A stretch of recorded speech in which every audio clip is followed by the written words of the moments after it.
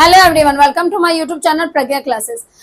Last class में मैंने कुछ दिन पहले कैलेंडर टॉपिक को इंट्रोड्यूस किया था, बताया था डेज की कोडिंग क्या होती है, नॉर्मल ईयर की कोडिंग क्या होती है, लीप ईयर की कोडिंग क्या होती है। एक बार मैं रिकॉल कर देती हूँ। डेज की कोडिंग संडे से लेकर के सैटरडे तक 1 2 3 4 5, लास्ट में सैटरडे की कोडिंग 0 हो जाती है, ठीक है। 6 तक फिर इसकी 0।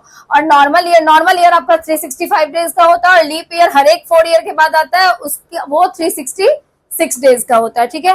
तो नॉर्मल ईयर की कोडिंग जनवरी से लेकर दिसंबर तक 144 यानी कि 12 का स्क्वायर, 025 5 का स्क्वायर, 0366 का स्क्वायर और 12 का स्क्वायर प्लस 2, ये नॉर्मल ईयर की कोडिंग होती है। लीप ईयर में बस 2 में चेंजिंग होती है, जनवरी और फरवरी के कोडिंग में -1 हो जाता है। तो 1 में से -1 हो गया 0, और 4 में से -1 हो गया 3, और बाकी एज यूजुअल कोडिंग वही रहती है, ठीक है।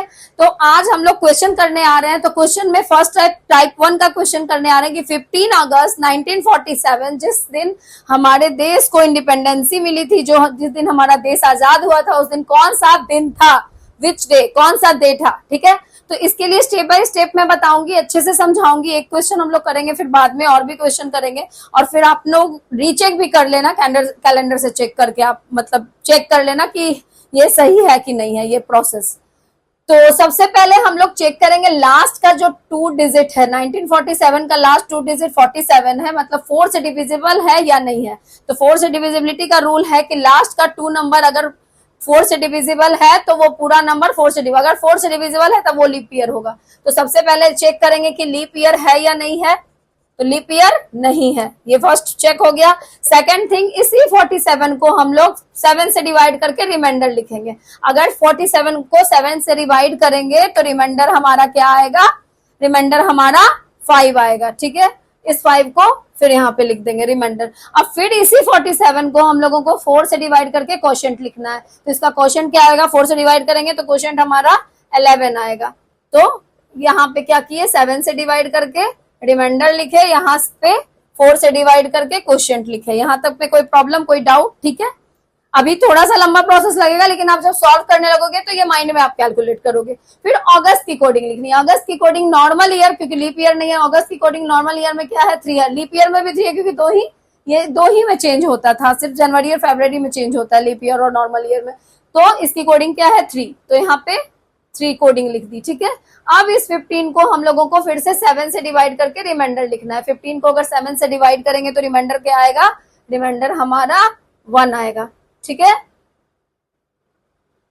अब क्या करेंगे, मतलब फर्स्ट प्रोसेस में लीप ईयर है कि नहीं ये चेक किए, सेकंड प्रोसेस में इसको 7 से डिवाइड किए, थर्ड में इसको 4 से डिवाइड किए, फिर उसके बाद मंथ की कोडिंग लिखे, मंथ की कोडिंग जो आ गई, उसके बाद फिर 5th स्टेप में हम लोगों को 15 को 7 से डिवाइड करके रिमाइंडर लिखना है। और 7 से डिवाइड करके हमेशा रिमाइंडर ही लिखना है, और 4 से डिवाइड करके क्वोशिएंट लिखना है। कैसे लिखना है, क्यों ही करना है, क्योंकि 7 डेज का ही एक वीक होता है, इसीलिए हम लोग 7 से डिवाइड करते हैं। और 4 से इसलिए डिवाइड करते हैं कि हर एक एवरी 4 ईयर के बाद हमारा लीप ईयर होता है, इसलिए 4 से डिवाइड करते हैं।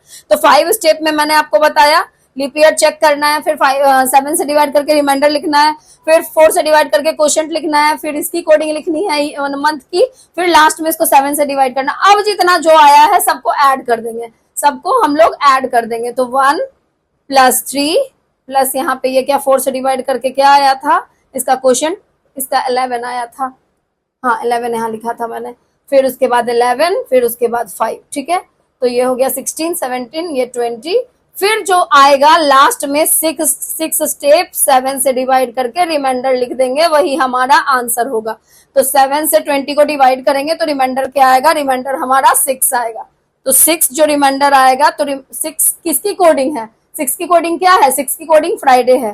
तो इस दिन 15 अगस्त 1947 को हमारा फ्राइडे था, ये हमारा आंसर हो गया। क्लियर है, कहीं किसी को डाउट तो आप पूछ सकते हो, कहीं किसी को कोई डाउट नहीं रहना चाहिए, कोई प्रॉब्लम नहीं रहनी चाहिए। अगर आपको ये वीडियो अच्छा लगा हो तो लाइक कीजिए, शेयर कीजिए, मैक्स टू मैक्स फ्रेंड्स के पास शेयर कीजिए इसको। और नेक्स्ट वीडियो में मैं और भी क्वेश्चंस लेकर के आऊंगी, और आप भी इसको कोशिश करो कि आप इस प्रोसेस में से सॉल्व करो क्वेश्चन। और अगर आपका आंसर नहीं, मतलब एक बार आंसर भी आप मिला लो कि हाँ कैलेंडर से आप इस प्रोसेस से चेक कर रहे हो और कैलेंडर से वो डे आ रहा है कि नहीं। तो टाइप 1 आप लोगों के सामने आज मैंने डिस्कस किया, फिर टाइप 2 नेक्स्ट क्लास में हम लोग डिस्कस करेंगे। Thank you so much.